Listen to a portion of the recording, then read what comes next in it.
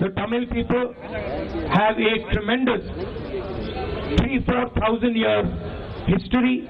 They have their language, they have their tradition, they've had their struggles, and doing this is an insult to the Tamil people and also to all other states where the RSS is trying to impose their hegemony. And I want every Tamil youngster to know this, that this is not just an educational move. This is not just the RSS placing vice chancellors on top of your universities. This is an attempt by the RSS to attack everything that you stand for. Your history, your tradition, your language. And you must remember it and you must understand it in that spirit.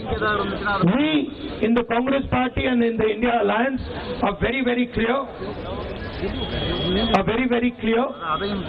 that every single state must be respected, every history, every language, every tradition must be respected, and all of them must be treated equally, not differently. In our manifesto, we already said that education will be brought back to the state list, and this is something we're committed to.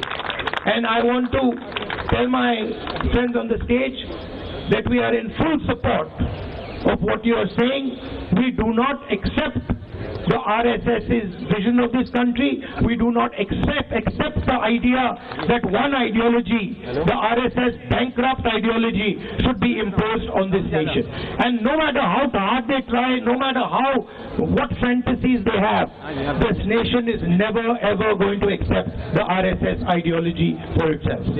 I'd like to thank you all for coming, and I'm very happy that you have come here to do this protest, and I wish that multiple protests like this happen, because the RSS needs to be made to understand that they cannot attack the Constitution, they cannot attack our states, they cannot attack our cultures, our traditions and our histories.